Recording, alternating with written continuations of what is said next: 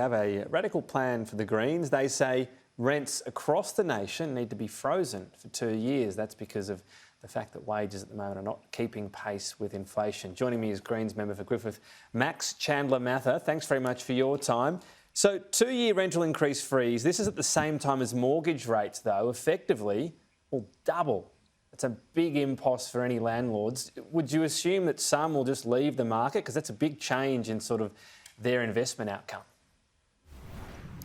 And I think it's worth noting first that we know that that rents have increased 7 times faster than wages over the last 2 years. So the first thing to think about here is there are single parents sleeping in cars right now, pensioners having to choose between paying the rent or paying for their grocery bills because of how much rents have increased over the last few years.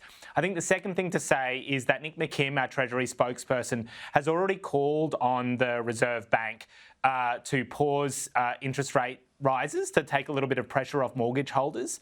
I think the important thing to know here is that when we have a system that sees one guy people own upwards of, in some cases last week, it was admitted by some landlords, 283 rental properties, while you've got another person struggling to pay the rent or being evicted from their home because they can't afford a $250 a week rent increase, then something is seriously wrong. And look, our rent freeze proposal is very moderate because on our modelling, wages wouldn't catch back up to rents until 2029. So I think that is a pretty reasonable way of moderately getting wages back to rent levels and ensuring that everyone in this country has an affordable place to call home. I think your policy is always a bit dangerous if you make it on individual examples. The one you use of 280 properties on one hand and someone struggling to afford a rental increase, where you'd say, sure, on that basis. You'd have other people out there, retirees with one small city apartment. Perhaps during COVID they were struggling to get a return on it at all. Perhaps they didn't increase the rent because someone said to them, I'm struggling. And now they get a compulsory federal government freeze for 2 years. Do you see how it can be unfair for that particular situation? Well, I think what you're speaking to is the massive cost of living crisis we're facing at the moment. And if there is someone who's retired and is struggling to make ends meet and is making and is entirely reliant off the income of one rental property, then I think we need to start talking about things like expanding the pension and raising it above the poverty line. We need to start talking about getting dental into Medicare. And, I think there's often such a narrow scope of what's considered possible in Australian politics. But right now, the federal government are considering maintaining the stage 3 tax cuts that will cost $224 billion over 10 years. Imagine if they didn't pass that and they put some of that money aside to ensure that person, say, struggling off one rental income, off their one investment property, could actually get the things they need to live a good life. This is not an either-or situation. What we're saying is that get to the tax in a moment. At the end of the day, just not get to the sustainable. Tax in a moment. But for the person with the house, it is an either-or situation. And it's not necessarily a pensioner we're talking about, given the earning limits on someone. This can be a self-funded retiree who isn't particularly wealthy but's managed to save away, get one property for an income, and suddenly they're being told no rental increases for 2 years. And on top of that, so your other plan is 2% increase capped every 2 years. So 1% a year average rental increases, way behind inflation. Effectively, rental income goes backwards. What, forever? Does that freeze ever end? Well, our proposal is at least until 2029 when wages have a chance to catch back up to rents. Let's put this in perspective. There are over 7 million people in this country who rent. 2.7 million of them are in rental stress. 1 million are in severe rental stress. We know that in Victoria, they froze rents for 6 months. We know in Canada, Scotland, New York, there's forms of rent controls. They're a very standard way of ensuring that when you've got 1/3 of the country who rent, that they're actually given some form of protections against rampant rent increases. I think the other thing to note here is that we're not proposing that renters pay no rent. We're saying that after the last 12 months, we've seen rents increase on average 17%. In Brisbane, it was up to 20% over the last 12 months. And we're just saying that it's frozen at that level. So if a landlord has increased the rent from $450 to $550 a week, they still get to charge that every week for the next 2 years. And then there's a. But what about someone that hasn't increased rent over the past couple of years? We just think that's a reasonable way of. What happens to them? Can't you have some? You're saying it's all about these last couple of years. Well, if you're saying it's all about these big rent increases from the past couple of years, let's let them catch up until 2029. What about someone that hasn't increased for the rent for the past couple of years? What happens to that landlord? Well, this just catches them out. Well, I think this is in the context of our broader policy.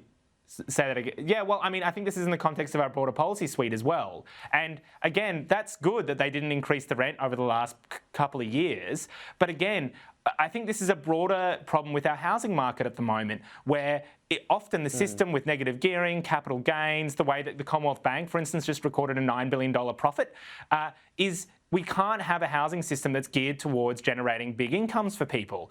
Ultimately, this is about ensuring that everyone has a good and affordable place to call home. The broader social impacts of this. Bring this back to you're giving examples of here's how much the rent has gone up on average. The problem is it's a very different market. You've got an apartment in the city, your rent has probably gone backwards during COVID because you've had it frozen for 6 months in Melbourne.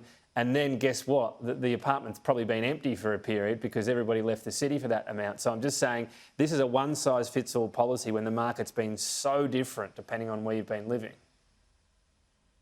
Well, that's not true, actually. Rents in apartments and in houses have increased substantially over the last 12 months across the board in every capital city. What you are seeing is a softening in the increase over 2 years in Melbourne CBD? The cost of homes. Yeah, I mean, it was rents were frozen for 6 months in the Melbourne CBD. But what we're saying is that when there's 2.7 million people in rental stress right now across the country, not just in Brisbane or not just in Melbourne, not just in Perth, but in regional areas as well, then a substantial and fair way to deal with that is to ensure that rents don't increase for the next 2 years. But I'm just asking, when you say they've gone up, right? Like if rents, Melbourne CBD, what has the rental increase been there over the past couple of years? I think it's been substantial, at least in the broader rental market, like it has in every capital city. Okay, but this is the policy you're spruiking. Do you have an increase on what that's been in the Melbourne CBD as one example? Well, I mean, we know that on average it's been 17% across, in particular in capital cities. That includes Melbourne. I mean, I think the point being here that we need a national solution to this, because it's not fair to have renters in Melbourne have a different form of rent control to those, say, in Brisbane or Sydney. Again, but it might not be fair as well for a landlord who hasn't put up the rent at all. If you're going to use those individual examples. I'm just saying whether it's fair for someone, there's very different circumstances. It's been a very different market, in particular in some of the regions. For the first time, we've seen rents and prices spiralling. Right in the heart of the cities, not so much. I'm just wondering if this across the nation policy really is a fair one. Well, we think it's fair because it's, I think, making sure that people are subject to the same rules and regulations as regardless of whether or not they live in Melbourne or Brisbane, seems eminently fair. In the same way that there might be complexities and differences in an economy across the country, but they're still subject to the same levels of taxation and the same levels of national regulation. You singled out when you spoke about rent control in New York. New York is treated totally differently than the rest of America because it's a different situation with housing. Well, no, that's not necessarily true. It's just New York has a history of powerful tenants organisations that were able to win rent controls. The unevenness of rent regulation actually often comes down to the decisions of government and the capacity of ordinary people to organise and demand reductions in rents. To give you a good example, Australia often actually has relatively poor investment in public and social housing. It has relatively poor forms of rental regulation by the happenstance that both major parties often have never made it a major priority. Whereas, say, in New York, you had briefly some good city governments there. Similarly, in Scotland, you had a national government there that took this rental and housing crisis seriously and regulated rents. Down in the ACT, they've regulated rents at more than inflation. I think to suggest that somehow only rental regulations have only occurred where they're needed is not true. They're needed in Australia right now, and the problem is that they're not happening. I'm just saying when you say it should be fair across the whole nation, when you single out New York, it's very different to most of the rest of that nation. Look, we've got to leave it there. I'm sure it'll be a conversation we have again because housing is a big one at the moment. Max, Chandler-Mather, thanks for your time. Thanks for having me.